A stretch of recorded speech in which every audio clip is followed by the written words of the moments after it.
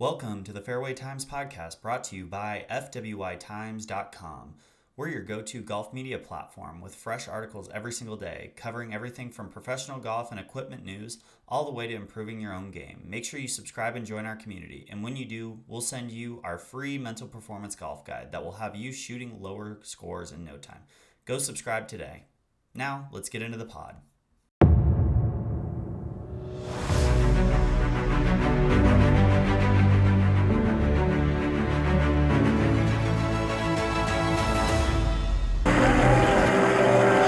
Waited for years. Many doubted we'd ever see it. But here it is. The return to glory. This is the Fairway Times. Monday, March 16th. The sun is shining here in California, and I'm so excited to recap the 2026 players with you guys today.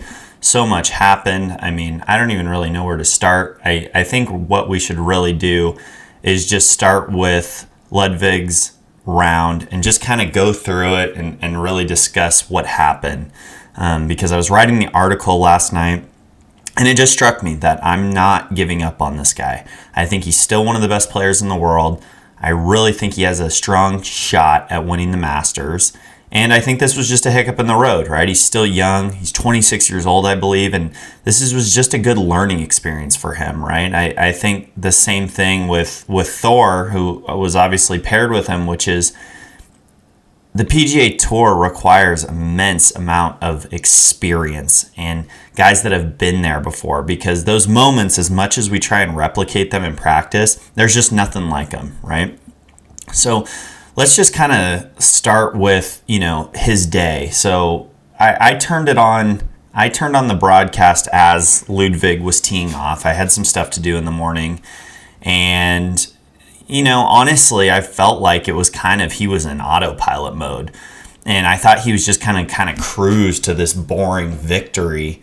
And I was wrong. And, he got off to a good start. Pars 1, birdies 2, 2 or 3. I don't remember. I got to look at the scorecard. He birdies 2 or 3, and then bogeys the 4th. And I'm still not really worried about him, right? Because he went from 14 under with the birdie back to 13 under. Max Fitzpatrick and Cam Young are playing well, but the surging really hasn't happened yet. Thor Bjornsson makes the 8, and his day is pretty much over, unfortunately. I felt bad for Thor Bjornsson in that moment. I like him. I think he's a great player. Stanford guy, has the unique baseball grip. I think it's a cool storyline. I also thought it was awesome that him and Ludwig basically hang out all the time in Jacksonville, and Sawgrass is like their home course. Like, it doesn't really get any cooler than that.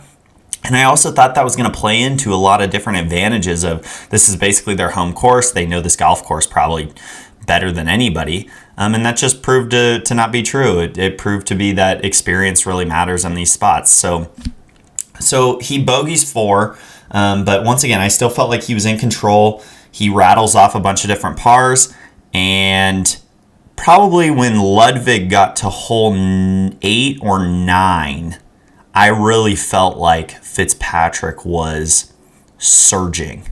And I mean surging to an extent of he's playing the best golf on the golf course.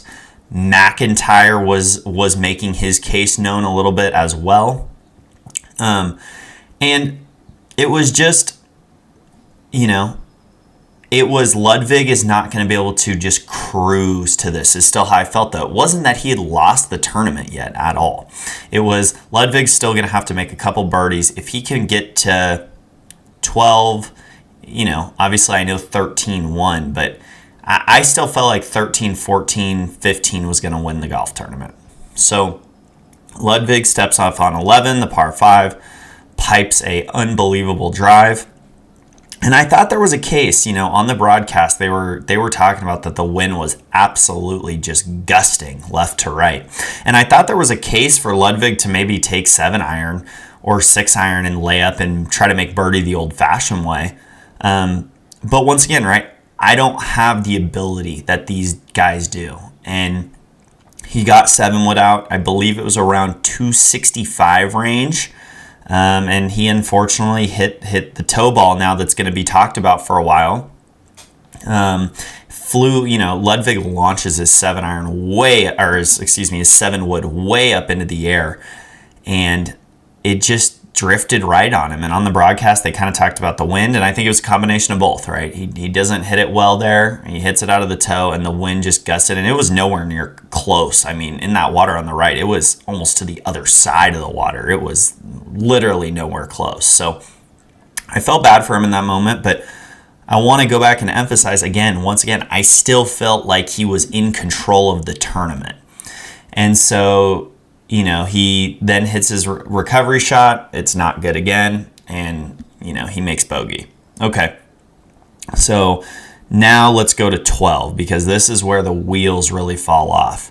He kind of displays no emotion, Ludwig, as he's walking off the 11th green, just like he never does, right? He never gets too high. He never gets too low.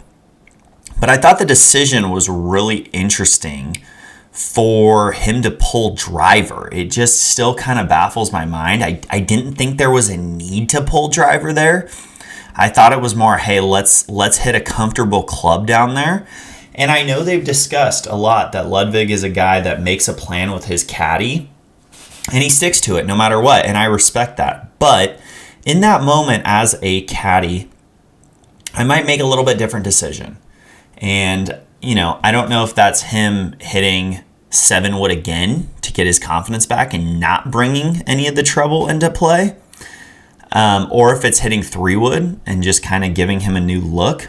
But they pull driver, and he hits an absolute just enormous toe hook into the water again and makes double. And now Ludwig's day is basically over, right? And you can feel, after that ball went in the water, you can feel the momentum shift, right? Fitzpatrick and Cam Young are now fully in control of the golf tournament, and Ludwig has dropped down the leaderboard completely, and that's what he ended up finishing T5. And then you have this weird other storyline of Xander Schauffele, who's just kind of around. That's the only way I know how to describe it, is he was just hanging around, which was very interesting. And once again, it's fun to see Xander in form now that he looks healthy again, and I think Xander's going to be up there at Augusta. His game just suits these difficult golf courses well. Saturday, we all know it did not look good for Xander. There was so much time, and the play was so slow, and the hands on the grip looked very finicky. And to his credit, on Sunday, that all got very cleaned up. So happy for Xander. But once again, he was just kind of hanging around. So as we're progressing now, Fitzpatrick gets to, I believe it was 11 or 12 under, and Cam Young is one stroke behind. And Cam Young honestly had an interesting day, right? We're all going to remember the finish, but Cam Young was kind of fighting for his life on the front nine, just scrambling and playing very, very, making golf hard on himself. And so now as we're kind of approaching the back nine, I truly think that Fitzpatrick is playing the best round on the course, right? It's not the low round of the day, but that's the kid from Canada, which shout out to him. What an unbelievable story, and I'm happy to keep watching him. I'm super excited. But Fitzpatrick, it's clear, is kind of the big dog. As he's walking the course with confidence, he's gaining momentum. And then everything kind of switched.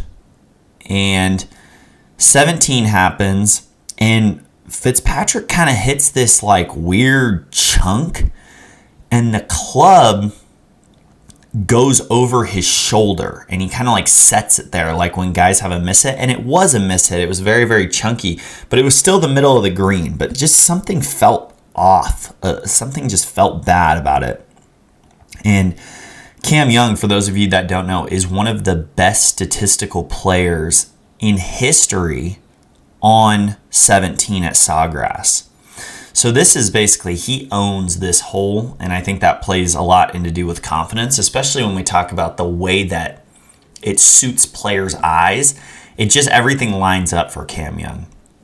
And so he steps up, takes that big pause in his backswing, and absolutely just executes an unbelievable shot. That kind of sits up on the ridge for a second, trickles down, and now he has, maybe 3 or 4 feet for birdie. Fitzpatrick actually hits a great putt and taps in for par. So now Cam has this 8-footer, and he looks at it a little extra long, hits the putt, and before it goes in, kind of gives a little bit of this swaggy high step.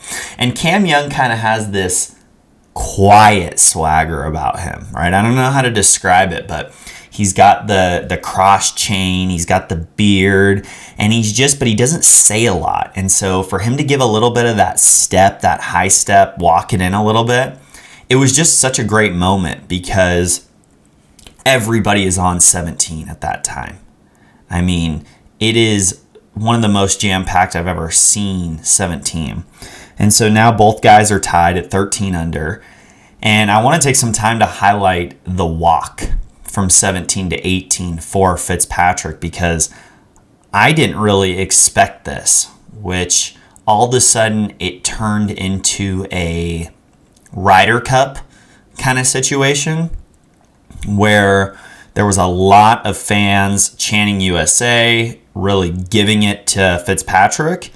And to Fitzpatrick's credit, he did kind of look like he liked it. He was kind of giving like a smile out to the crowd, kind of like, okay, I was built for this. I like this. But, I think to his kind of demise as well, which is he hadn't experienced that all throughout the tournament. And so it was just kind of took him by surprise that all of a sudden now in the biggest moment headed to 18, now all of a sudden you randomly have a bunch of 23-year-old dudes that probably know nothing about golf, like that are actually just talking shit to you. So that was a very interesting dynamic that I just want to highlight before I kind of paint the picture of 18. And so obviously Cam had birdied, right? So he gets the honors. And on the 18th tee, everyone is literally on top of you. I mean, if one of the players or if one of the fans in the higher grandstand section, like 3 rows up, spit, like it could hit Fitzpatrick. And you're hearing chants like USA, USA, Fitzy, what are you going to do here? And Cam gave it no attention at all, which he shouldn't. But I was expecting kind of like maybe a look from him like, oh, like the entire golf course now wants me to win this tournament. And he steps up and hits the longest drive in the ShotLink era, which is an insane stat. A 375-yard bullet draw, takes them one of the most aggressive lines I've ever seen at 18 at Sawgrass, and leaves himself basically like a flip wedge in. I think he maybe had 65 to 70 yards. It was insanity, but what it really did is it set the tone. It set the tone of this hole, which is either you have to birdie, either I'm going to birdie, that's what Cam Young's thinking, or Fitz, you're going to have to birdie because if we both par, I'm here to stay. I'm here to go to a playoff, and I'm going to win this golf tournament. And I felt like with that drive, he was like, I want to end this right here, right? Which was very unlike anything I've seen out of Cam Young before. And I think we'll dive into a little more of his mentals in a bit. But so Fitzpatrick steps up, and he's been hitting these just low bullets all day off the tee. And he did it again, to his credit. Hit a good drive, but it just didn't work out and it didn't draw enough. Went through the fairway and ended up in some pine straw. And they had the broadcast booth out there, and down on the ground they were asking, like, what does the lie look? And the lie was good, and he had a clear path to execute a shot. The problem is just with the angle and the water being on the left, right? He would have had to hit like a weird low stinging cut, which is just not what Fitzpatrick does. And so basically the play had to be, we need to put this in the collection area in front of the green to then give him a chip with a bunch of green to work with, if you will. And once again, to Fitzpatrick's credit, man, the fans were giving it to him, right? Now they're in the rough and they are on top of him. You're hearing things being said to him on the broadcast. You're hearing his caddy as well as, PGA Tour representatives like actually physically almost pushing the crowd back and gesturing to them, and some of the people won't move. And, it was an intense moment. And Max stepped up there and hit a heck of a shot. So hats off to him right there. And executed it perfectly and gave him a nice long chip to give himself a chance to get up and down. So meanwhile, kind of all this is happening, and Cam Young has this flip wedge and steps up, and honestly, it looked extremely odd to me. And I thought he had blown it at this point. But he took like what looked like a full swing, but I think he just kind of slowed everything down a bit more. I thought this was going to be like below shoulder high wedge because of the distance, but it looked like he went like ear or almost like whatever his full quote unquote wedge is, right? These guys and anybody playing high level golf kind of understands that you're never hitting a full wedge, but it looked like his 100%, which shocked me. And it landed right next to the hole, and I thought it was going to spin for a second and be unbelievable and have like 6 inches and him tap in for birdie.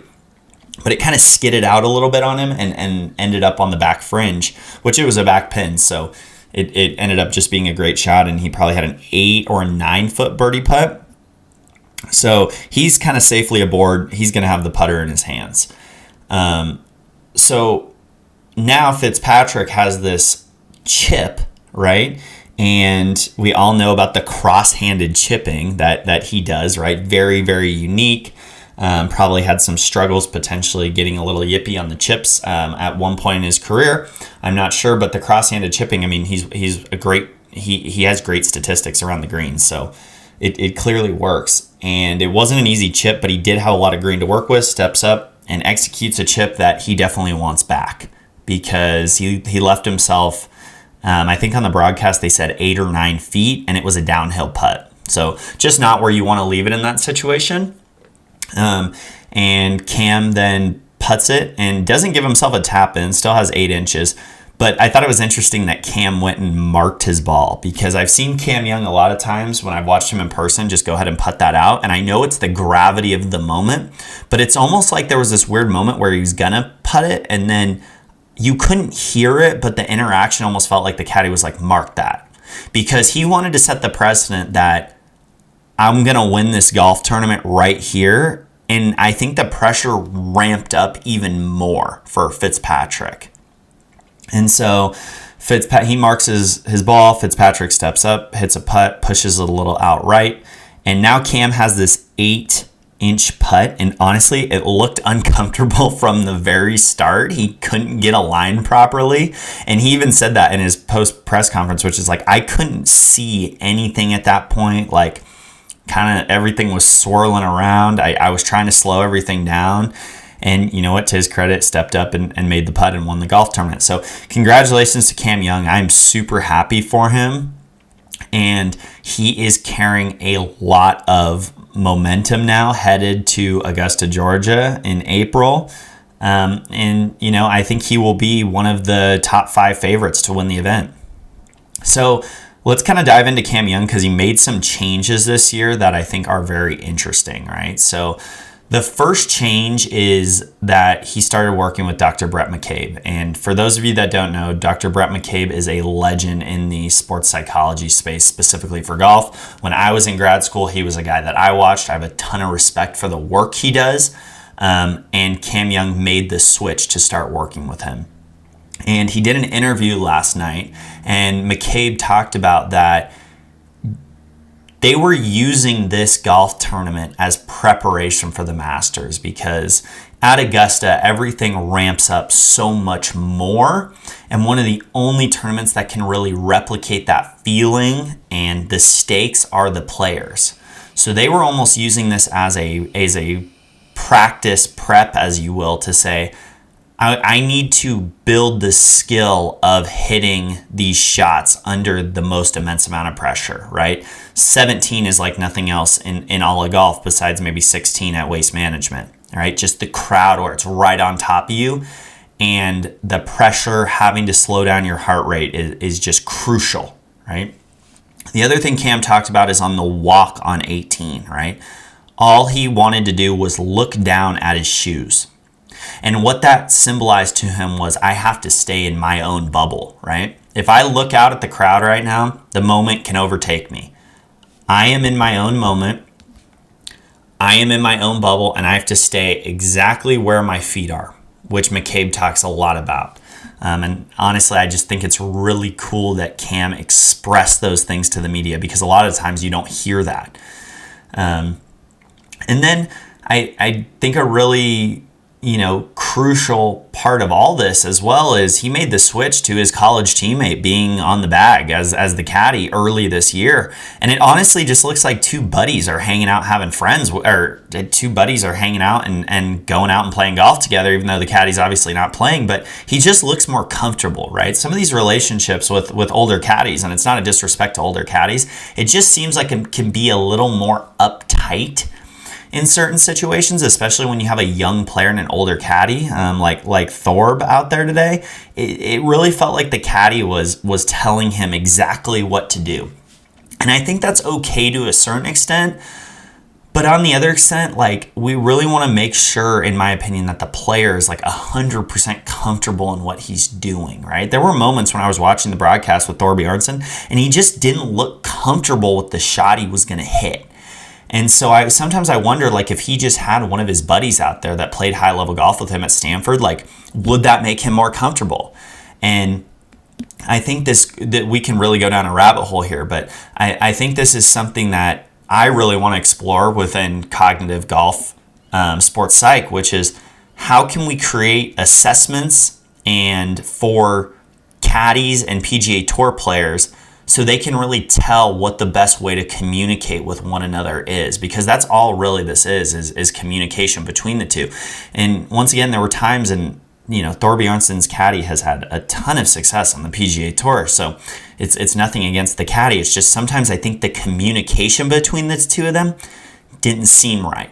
Versus when I watched Cam Young, it was like him and his buddy hanging out, and it looked less stressful for them. And it was like they truly knew each other outside of the game of golf, which I think is also crucial as well. And he could really direct Cam and tell him when to take a breath, calm down, crack a joke with him, right? And I just thought that was really cool. So the other thing that this golf tournament brought is none of our big storylines really going in panned out, right? So the biggest storylines were obviously Scottie Scheffler was the favorite. And Scheffler quietly, honestly, had a decent weekend on Saturday and Sunday, and had a decent finish. And I think his game, as much as it's been talked about, as much as his swing, I think his game is trending towards Augusta. And I feel bad for TaylorMade, right? He's not going to have a new 4D in the bag. He's going to go back to the QI10 or the QI35. Like, he continues to show that he is going to play with what he is comfortable with. And this is the same thing, right, that Callaway is dealing with right now, with Akshay winning last week at Bay Hill with a Callaway Rogue Max in the bag, which, shout out to the Callaway Rogue Max. I think it's personally one of the best drivers ever created. It's still in my bag. And, versus having a Quantum in the bag. So I think both of the big dog companies are dealing with this. So another big storyline was Colin Morikawa, right? Another very high betting favorite. His tee to green game has been excellent. And he goes, and in the practice round, there's the video where he's taking a practice swing, and it's just like something in his back just kind of like gives out, and he immediately goes in pain and has to withdraw. So I hope he's back for Augusta, because when Colin is playing very well, it is better for the game of golf. Rory McIlroy, obviously, he was battling an injury as well. I believe he finished even par on the weekend, so good for him. I don't think that Rory's game is in a position to defend when we get to Augusta, his title. I just don't right now. I don't think it's in that kind of a shape. But to go out injured and still shoot even par and finish with a decent weekend showed a little grit from the guy. So good for him, right? I think something interesting as well that I'm really watching as a storyline is Maverick McNeely. So he was leading after day one. And I think the guy is just an extremely good player. Every time I watch this guy, he makes really special things happen. And the last time I truly watched Maverick McNeely, this year when I went to Riviera, I did not follow him much. But the year before, when I was at the Genesis Open, when I was at Torrey Pines, I followed him a lot, and because I was really not familiar with his game. And he's a player. He's somebody that I think if you are in the betting realm, I really like top 10s, top 20s, like at these big golf tournaments, because he's gonna make weird birdies even if he's out of contention. Let's say he's in 10th or 11th place and nobody's paying attention to him. All of a sudden he's gonna he'll birdie 17 and 18, and it's just oh, okay, he ended up finishing 7th. And I feel the same way about Jacob Bridgman, whose game is very much trending. Got to watch him in person at Riviera, and he made some mistakes, especially too many water balls this weekend from him at Sawgrass. But the point of it is these guys are kind of under the radar guys that are very much trending in the right direction as we really head to Sawgrass. So I think Thorbjornsen may take a little time to reset after this golf tournament, to be in the final pairing on a stage that big at his home golf course and to make an 8. That's tough. It's really, really tough, and put yourself out of contention so quickly. I think the good news is that he showed a lot of fight, had a lot of birdies, and he's going to bounce back, but I think it could take some time, right? So the other thing, very interesting stat that I did not know before they said on the broadcast, which is an Englishman has never won at Sawgrass, which seems unbelievable to me with dudes like Westwood and Hodges.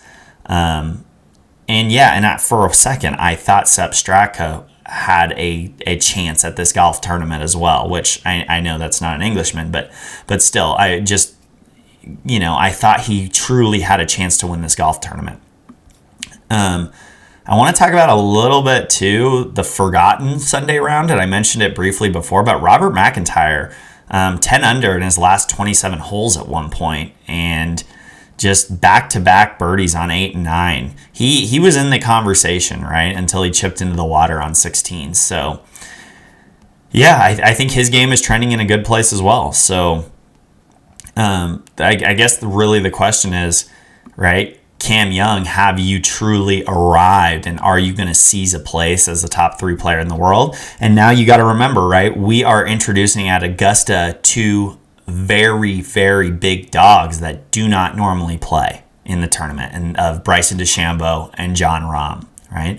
So to me, as we head to Augusta, I'm looking at, obviously, Rory McIlroy, although his back and what I just said, he will always be up there in some regard, right? He is one of the best iron players to ever live, and obviously can drive the golf ball extremely well. But if he's injured, right, and I don't know if he's going to be 100% by then, that's something to watch, okay? Same thing with Colin Morikawa, one of the best players in the world, but it's really, this back is going to put things in question.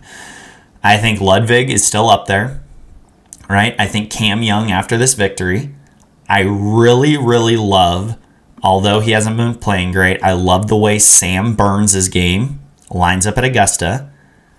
Jon Rahm, right? Bryson DeChambeau. There are those guys to me. Somebody in there has a serious chance. And the way that Scotty's playing right now, not saying that he's ahead of him as the number 1 golfer in the world, but as of right now, Jon Rahm is the best player in the world. And that might be a hot take, but he's already been there and done that at the Masters. And I think he has something to prove. So I would not be shocked if we see Jon Rahm up there on the leaderboard. I want to talk about a little bit of the other resurgence that I saw this weekend, and it was a disappointing bogey finish, or I don't remember if it was double or bogey or double. It might have been double, but I think Brooks Koepka's game is rounding into form, And I'm not sure if it's going to be in time for Augusta, right? But this is a 5-time major champion. And we always talk about that the guy knows how to turn it on in majors, and he wants a Masters. He wants a green jacket, right? It's the only one I believe he has not won in terms of majors. And so he wants to complete his slam, and his game is trending in the right direction. It looks good. I still think he's trying to find a couple things, specifically with the putter, right? The putter switch has definitely been talked about, and just trying to find something there. But it's going in the right direction. So just something to watch if you want to sprinkle him as a top 20. It's just hard to not put somebody that's won 5 majors up there. Briefly, before we get into what was in Cam Young's bag, Bryson DeChambeau won this weekend. I don't even know the guy he was playing against. I think it was Richard. I want to say Richard Lee. Anyway, he literally had the same putt as Cam Young, maybe 7 or 8 inches to beat Bryson DeChambeau, and he missed it. And it was like this horrible scene where Bryson went up and hugged him and was like, basically, I'm so sorry I had to win this way. Very, very strange. But the bottom line is Bryson DeChambeau his game is also starting to trend as we head into Augusta. And as we know, right, that golf course is going to play firm in April. And the amount of rollout that DeChambeau gets is just such an advantage over so many other players, and allows him to just hit. I know his clubs are lofted differently. The bottom line is this: he's hitting a shorter club, right, into a lot of these greens at Augusta than other players. So that is just also something to watch as we head in. So what was really, I want to touch on the equipment, right? Because there was some cool stuff about Cam Young's equipment. I want to give a big shout out to the Golf WRX staff for covering this, because I just appreciate them so much and all the work they do around equipment. So let's start with driver. He was playing the GT3 in a 11 degree, which is very, very not traditional for a guy with that much speed. But I think that's a great lesson for all of us. Make sure to go get fitted, guys. You have no idea what you should truly be in until you go get fitted. He was in the D3 SureFit setting. So probably a more draw bias setting. And he was using a Mitsubishi Dayama PD60TX shaft, which is very, very interesting. I'd expect a guy that has that much power to probably be in a 75X. But once again, right, it's all what works for him and what the fitting team over at Titleist did for him, and obviously it's working. 3-wood, right? Super specific for tour players. It seems like at this point, all the major manufacturing companies are basically punting on that their players are going to have the newest wood in the bag, because it's just so specific to each player, right? We still see a lot of Sim 2 Maxes and Sim Maxes out on tour, and it's the same thing here, right? He still has a GT1 in the bag, 14.5 degrees, same shaft, Mitsubishi Dayama, but this is in a 80TX. Moving into hybrid, same thing. He's playing a GT1 at 20 degrees. Mitsubishi Dayama PD80TX, so basically the same shaft as the 3-wood, which is very, very interesting. Moving into the irons, so this is a great, great learning moment for all of us that are, below a 10 handicap, okay? Because Titleist has taken a lot of flack for their T200s and the way they have looked. Cam Young is playing a T200 in his 4-iron. And I know their recent promo is Jordan Spieth hitting the 3-iron that's a T350. But if you think because you're a 5 handicap that you should be playing T100s, P through 4, the currently one of the best players in the world is playing a T200, okay? So that it's just something to know. In the 5-iron, he is playing a T100, and 6 through 9 is these beautiful Titleist 631 Cam Young prototypes.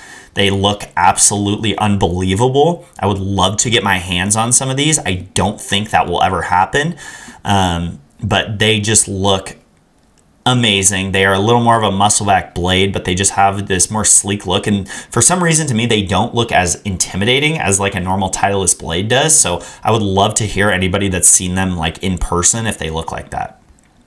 Shafts, he is playing the True Temper Dynamic Gold X7s.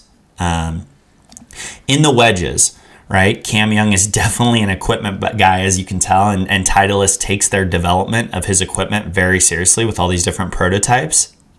So he's playing the SM11s. He's playing a 48, 52, and 56, and a 60.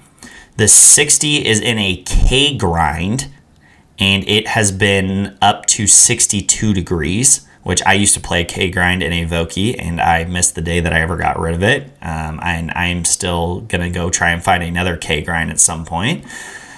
His 56 is at 57 degrees. It looks like his 52... So his 52 and his 56, as well as his 48, are all F grinds, which in Titleist is very, very like standard. So the K grind 62 degrees is really the only thing that's sticking out.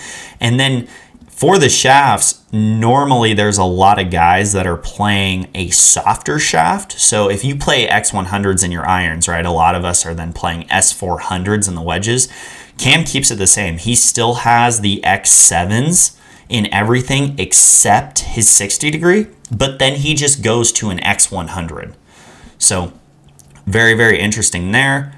And then the putter, of course, everyone talks about it. A Scotty Cameron Phantom 9.5R Tour prototype with the Super Strokes Energy Pistol 1.0 on it.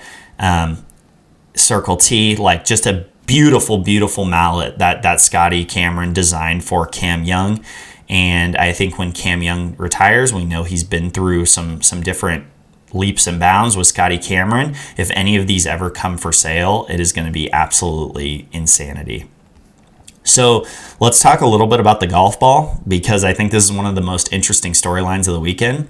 So Cam Young is in a Pro V1X prototype, specifically built for him, because he was spinning the Pro V1X, the Pro V1 left dash, which is what I fit into, too much. He just generates that much spin with the irons. So they had to come out with a ball that literally spins less than a left dash, which is like insane to still have kind of control of the driver with that least amount of spin. So super cool that even Cam Young even has his own ball, right? So overall, guys, awesome Sunday at TPC Sawgrass. The PGA Tour is headed to Texas for a couple weeks, and we still don't entirely know the fields for that. My guess is that a lot of the big dog players may play in 2 weekends, take 1 weekend off to kind of recover from the players, and then get their games right, headed into Augusta. And then those other guys kind of in the middle may play both events in Texas. So we're going to see what happens. But thank you so much, guys, for listening to the Fairway Times podcast. Please visit fwytimes.com and subscribe. Right now we are doing a promo where if you subscribe on our site to our articles, you are going to receive a free golf mental performance guide that's delivered right to your newsletter or to your email that I have written myself. Super informative guide, and I hope it lowers some people's scores because I really took a lot of time building it. And when you also subscribe, guys, I'm not going to say it because I kind of want to keep it a little bit of a secret until you subscribe, but we give you a special offer as well on our course management guide, just managing your way around the golf course better, that is located in our pro shop. So, guys, the article is out right now, kind of deep diving even more on Cam Young winning, and we are going to have some really fun articles coming out this week. So thanks so much, everybody, and see you next week.